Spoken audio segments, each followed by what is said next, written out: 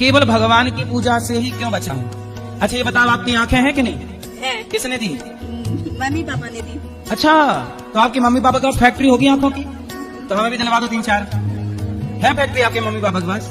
नहीं कहाँ से आंखें कहाँ से आई आपके पास? नहीं, मेरे लिए तो मेरी मम्मी पापा ही भगवान है ना, उसमें तो मुझे- मम्मी पापा भगवान है आपके, तो फिर उनकी आंखों की फैक्ट्री होगी। पाँव किसी बच्चे को कोई अंधा पैदा होता है, कोई लंगड़ा पैदा होता है, तो फिर उसके माँ बाप उसका पाँव ठीक क्यों नहीं कर देते? भगवान है ना माँ बाप, तो कर देना चाहिए। माँ बाप भगवान है, तो कोई बच्चा अंधा पैदा होता है तो उसकी आंखें क्यों नहीं ठीक कर देते माँ बाप?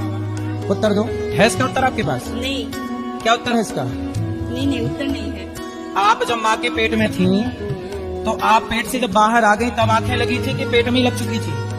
नहीं आने के बाद, पेट में आने के बाद हुआ था। हाँ, पेट में जब आ गई तो संसार में आने से पहले आंखें लग चुकी थी ना जी। तो आपके माँ के पेट में जब आप थी तो पेट में ही तो आंखें लगी ना आपकी? हाँ। किसने लगाई?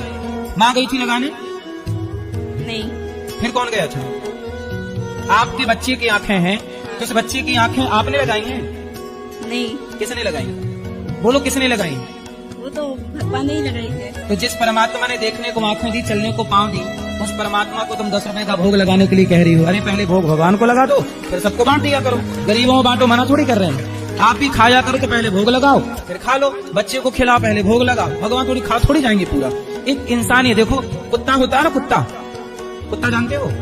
कुत्ता एक रोटी यदि आप डालते हो ना उसको, तो पूरी रात आपकी चौकीदारी करता है। कुत्ता पूरी रात चौकीदारी करता है, इसलिए क्योंकि कुत्ते को पता है कि मैंने इस घर की रोटी खाई है। कुत्ता भी इतना ईमानदार है कि जिस मालिक की रोटी खाता है पूरी रात चौकीदारी करता है। लेकिन हम लोग इतने बेईमान हो गए कि जिस परमात्मा ने देखने को आंख दी, सुनने को कान, चलने को पाँव दिया, उस परमात्मा को हम भोग लगाने में इतना आलस्य कर रहे हैं।